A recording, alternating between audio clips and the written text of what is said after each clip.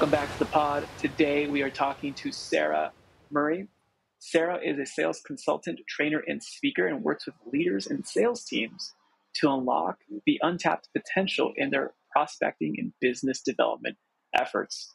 Through her workshops, consulting, and podcast, Prospecting on Purpose, she empowers professionals to enhance their communication skills, approach prospecting creatively, and effectively address business needs rather than push products, because no one likes to be pushed anyways. Sara, welcome to the pod.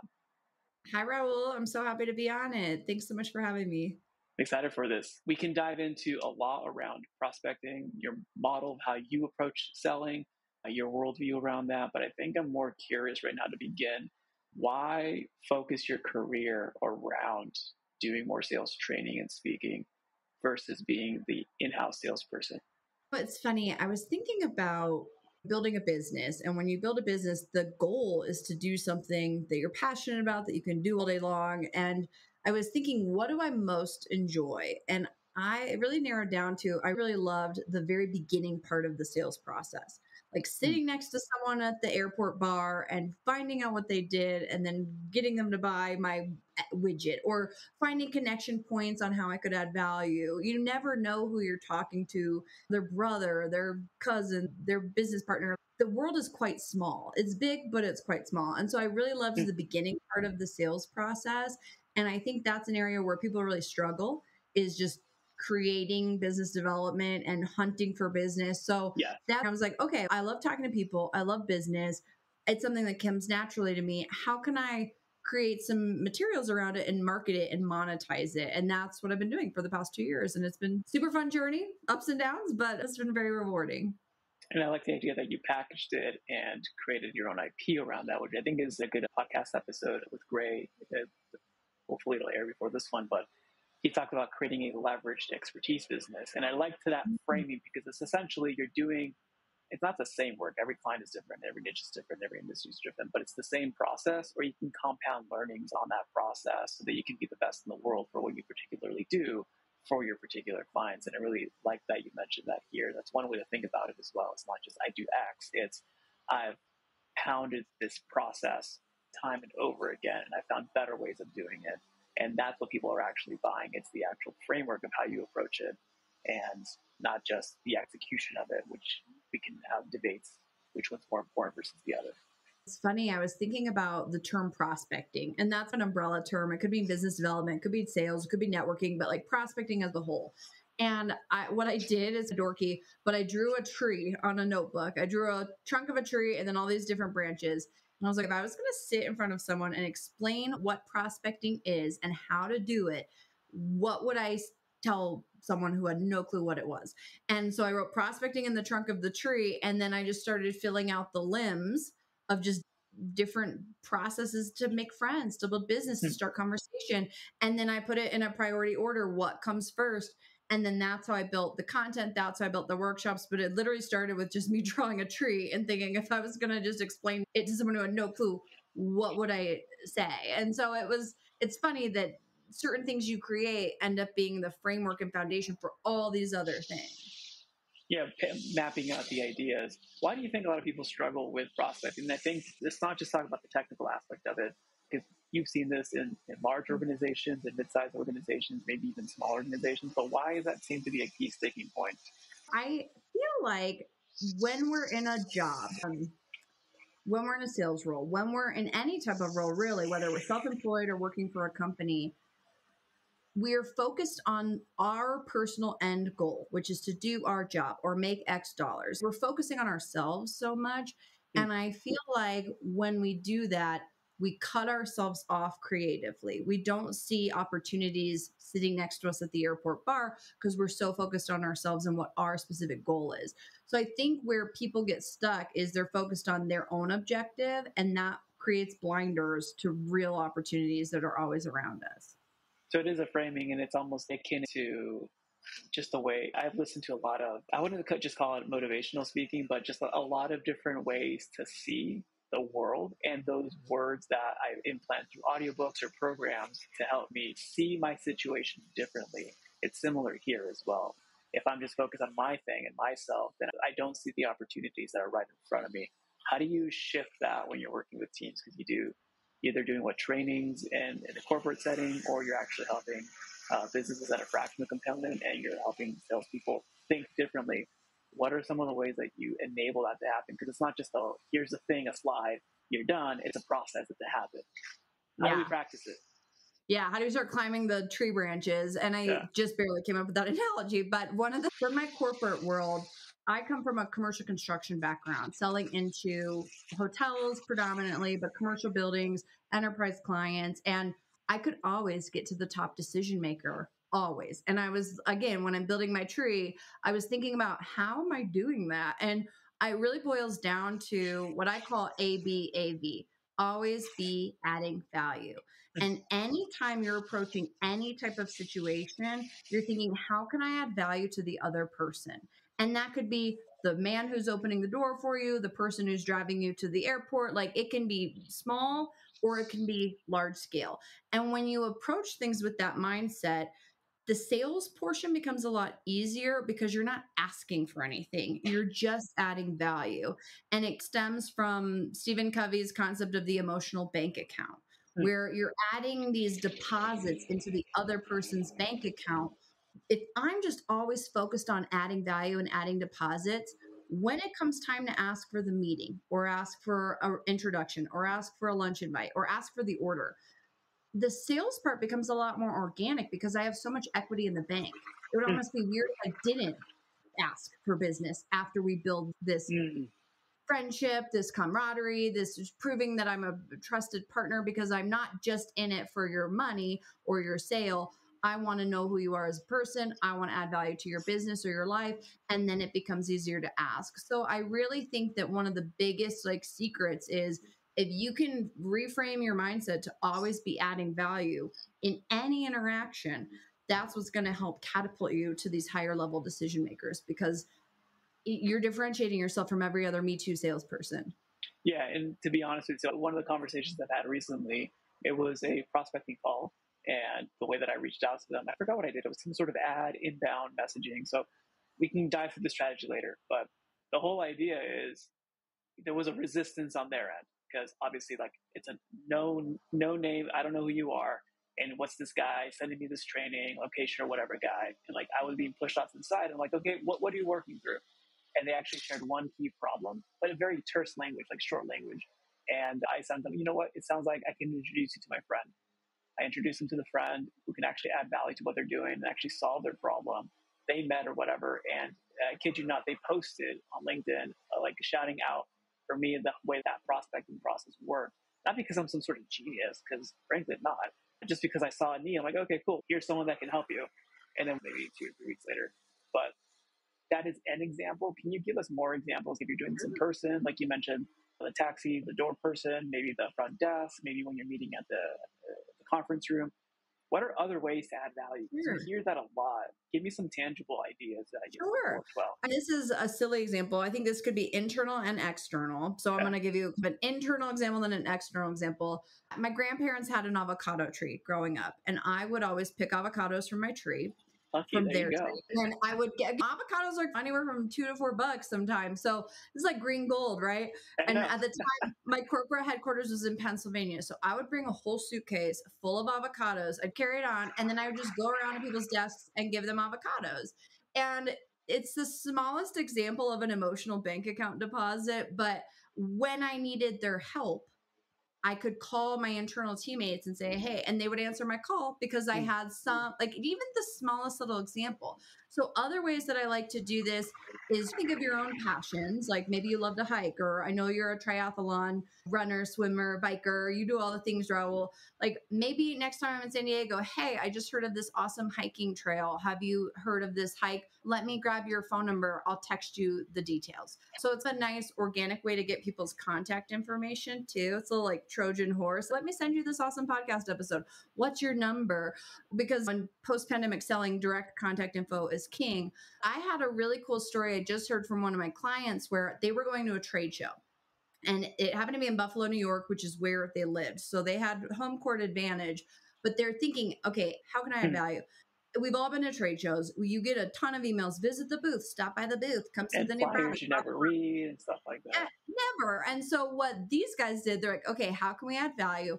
They put together, they said it was no frills. It was like a 2-page PDF, unformatted. And it was just, hey, when you're in Buffalo, here's the top Mexican restaurants. Here's the top Italian restaurants. We got a bus going to Niagara Falls if you want to come on our bus. But if not, here's the other tours. You can't miss Niagara Falls.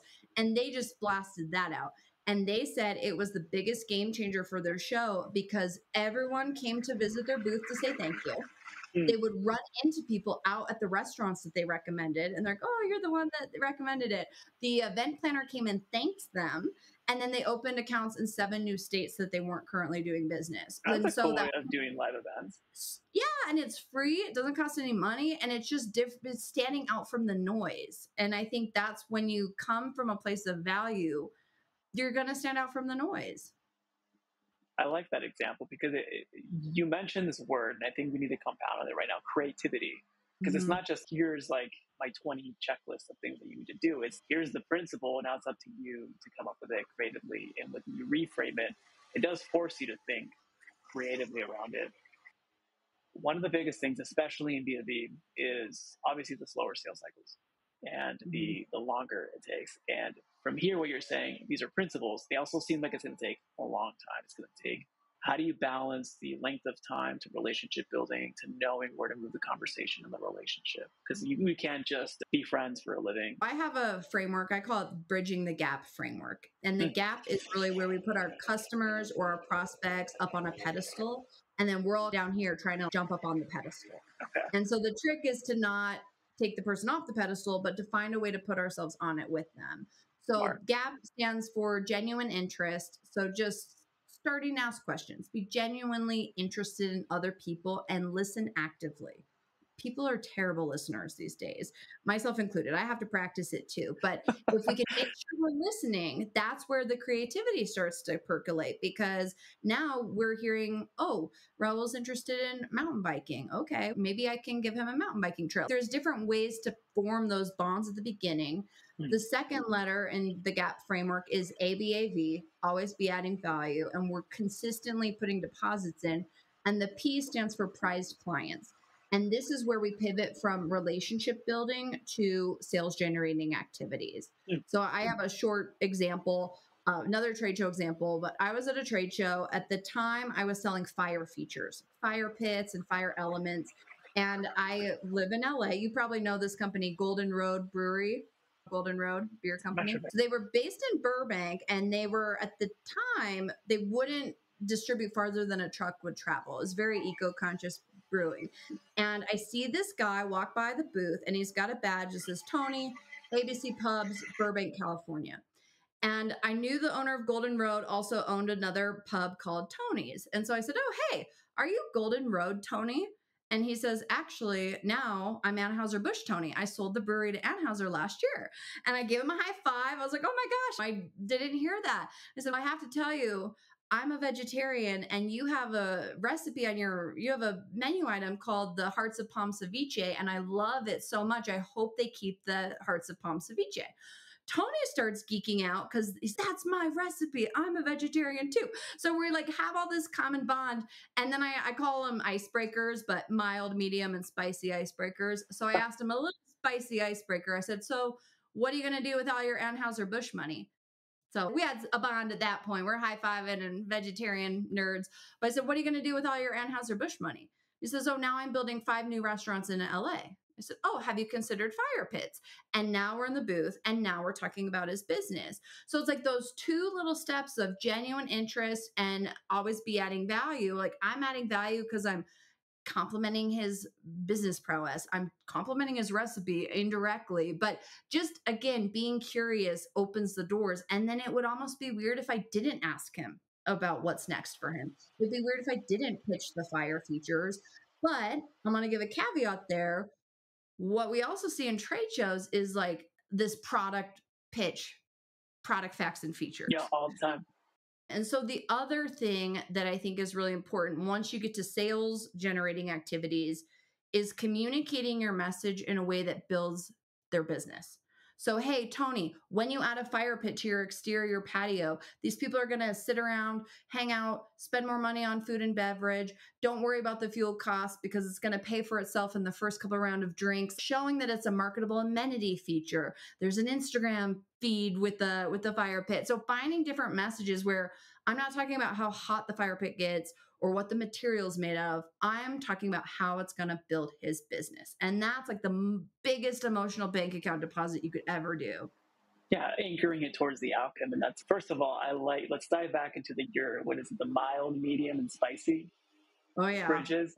That's the number one step in genuine interest. You got to open that door somehow, and doing an icebreaker is an easy way to do it.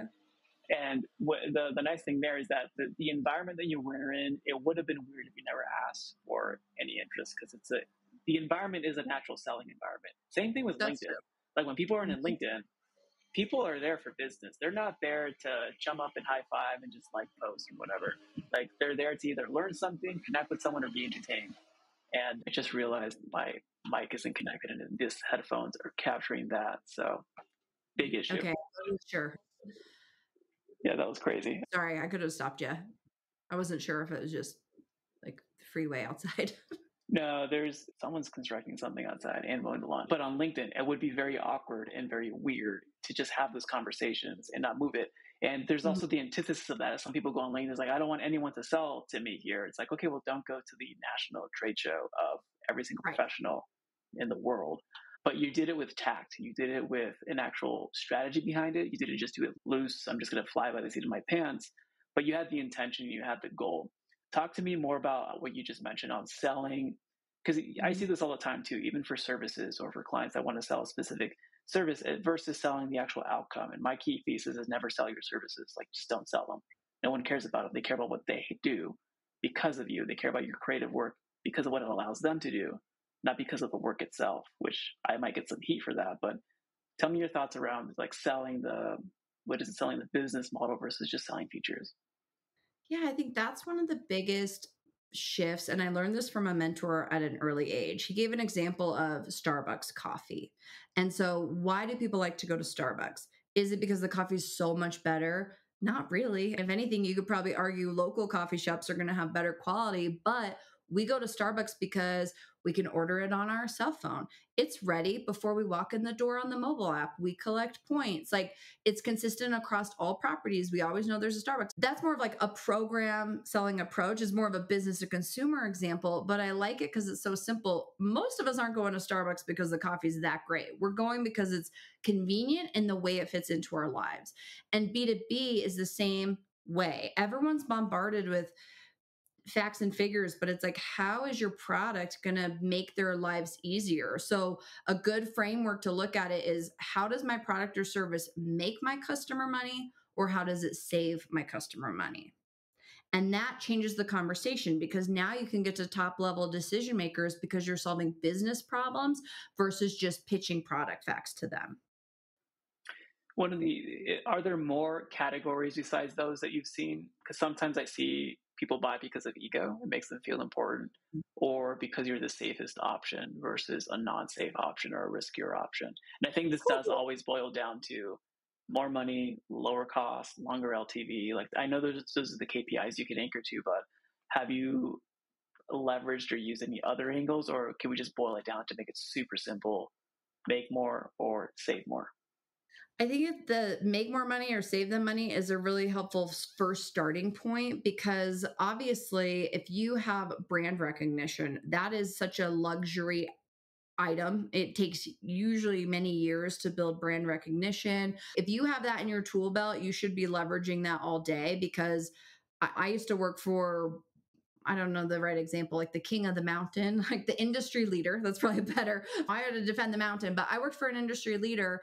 And one of the biggest things that I could, with confidence, say to my client is, hey, sure, you can go for that lower cost startup item, but your hotel's going to be here for 20 years or longer, or 10 years before you need a renovation. Is that company going to be in business in 10 years? Because I have 3 other hotels that I'm helping out right now because the product went out of business. So sure, like if you have brand recognition, if you have a superior product, if you're the market leader, then you're coming from a place of defending the hill. If you're newer and you're trying to build expertise, it's going to be an easier conversation if you can speak to their business model and how your product solves problems or makes their lives better, easier, faster, etc. That's, I think, in the conversation, because people are going to want to accept your meeting in a different way than, hey, let me tell you about our software product. And I have another example. My first client in my consulting business was my next door neighbor. And we lived in Venice Beach. It was so disgusting there. And so one day we decided to clean our garbage cans together, but like with masks and gloves, and it was just gross. So we're out there cleaning our garbage cans for hours and we're talking about business. And I didn't realize he had a startup. His startup was a really interesting product. It was a device that would give a Wi-Fi reliability score for short-term rentals. This was like peak of remote travel, peak of pandemic, and people wanted to travel to Costa Rica, for example, but who knows if the Wi-Fi is going to be high quality. And so they had a model. And when I helped him start to have conversations with decision makers, and that particular message wasn't a huge pain point for them that they were solving. And so I ended up asking, who do you use for your door locks? They used a Wi-Fi enabled door lock company. I said, okay, when the Wi-Fi goes down, how do you get notified? If there's a problem with the locks, then your tenants can't get in, and that's a bigger problem. He says, we have no alert system for that. Okay, this device is going to help you communicate if the Wi-Fi is unreliable. And so it ended up being an alert system for the other Wi-Fi enabled devices. But you don't figure that stuff out until you start asking questions, you start to be curious, and then you find, where does my product or service save them money or make them money? And in that case, it was saving them money because we were able to enable alerts and impact other Wi-Fi enabled devices on property. So that was a long example, but it's really just pulling the thread and asking questions about the customer's business model so that you can find ways to slot in your messaging accordingly. Yeah, I call it creating the business case, because if you're coming in, like you mentioned, as a startup, you have to present that case pretty strong. But I also never thought of it, and this is good that you put it into words like this way, is if your brand is strong and you are, like you mentioned, an industry leader, more time in business, you can start framing the problem as a loss if they don't work with you. But it does flip the approach where your product is the prize versus the client or the customer being the prize, which you talk about, for them being on the top of the pedestal and moving up those steps. With one of the things you mentioned earlier, and as you're beginning and growing in your business on the consulting side, is the emotional bank account. Could you give us maybe an exercise or maybe like a habit or a regimen? What can people be doing today to build that emotional bank account? Because we never know when we're going to have to make those withdrawals. I will tell you, one of my secret weapons to get meetings from people on LinkedIn, especially if you're an entrepreneur or solo self-employed person, we meet as entrepreneurs so many different people just in conversation. Like Raul and I are pretty new friends, but we've had a handful of meetings at this point because I think we have shared values. I don't want to speak for you, Raul, but we have shared values. But one of the things that I've been doing that has been very fruitful, and it's coming from a place of genuine and sincerity. That's another layer, but I'll reach out to people and say, hey, I'm meeting so many people in my business. I'd love to get a better understanding on what your business is so I can keep you in mind for my networking efforts. And Raul, you gave such a good example of connecting to people. Like being a connector is one of the biggest ways you can add emotional bank account deposits, is something that helps that person's business. So you connected those two people and solved a problem. That's a major emotional bank account in both of their banks. But it didn't Hmm. cost you any money. It's just you having active listening skills, building out your network and thinking, oh, so and so can help so and so. I'm going to put them in touch with each other. Like that, I think, is a really easy way to start to build connection points.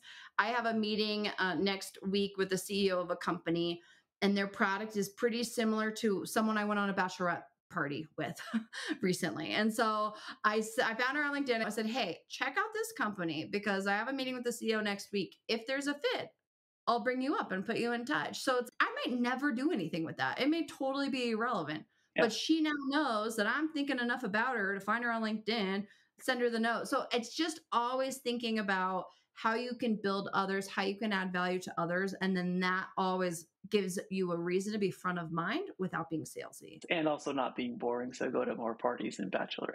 Sure. But it just goes to show you business can be built anywhere. That's the key thing. And I think one of the key takeaways too is that you just can't do this in isolation. You can't do this just by cold messaging strictly. You have to build relationship, build network, go out to those events, go out to the speaking things, the conferences. And then from there, being smart enough to connect the dots and like working backwards or just even reviewing that. Yeah. And Wonderful. it's an amalgamation. I just learned that word recently, but I've been using it a lot. Like an amalgamation of where things come from. Like I have a meeting with a prospect tomorrow, and it came from a woman I had on my podcast, and she was listening to my podcast, and it's a construction company, and they asked her for business, and she said, I don't really have this experience, but I know Sara does. And so it's funny to see how business starts to come inbound when you've been doing it long enough. But I'm finding ways to stay front of mind in a way that's not pushy or salesy or buy my thing. It's, hey, let me help your business. Let me have you on the show. So finding ways to add value is really, I think, the secret sauce in any type of success. Yeah, it is the principle, and it's also time in market. The longer you are in market, the more that you're consistently doing these simple acts will compound over time. Sara, thank you for sharing these principles and just like the simplicity of the approach. It's not super complicated. It's very understandable, but I know that it's a significant amount of effort. For our listeners out there, where's the best place for one to thank you for being on, maybe depositing your emotional bank account, and two, learn more about what you're up to? Okay, I love that. My website is saramurray.com, SARA Murray.com. And then I also have a podcast. It's called Prospecting on Purpose. And we dive into a lot of these concepts in more depth. And Raul has been on the show, so you'll have to check out his episode. I appreciate that. We'll put all those links in the show notes. Sara, thank you again. Thanks so much. Thank you for listening to the podcast. If you'd like to get more of these podcasts, please go ahead and subscribe to wherever you're watching or listening to the pod. If you have any suggestions or questions that you want me to answer on the pod, or you have a guest that you want me to interview, please go ahead and email me all of your suggestions and questions at podcast@dogoodwork.io. That's podcast@dogoodwork.io. If you'd like to give me public feedback, you can go on Apple Podcasts, and from there, you can leave up to a 5-star review. I would greatly appreciate that. If you like more free resources where you can get my best strategies to help you increase your company's performance and scale profitably, you can get handpicked articles to propel your growth, and you can get trainings and discussions that I give freely online, as well as low-cost resources such as my books and guides. You can get all of that by going to dogoodwork.io/free-growth-resources. 90% of all of these resources are not behind any email opt-ins. You can get instant access by going to dogoodwork.io/free-growth-resources.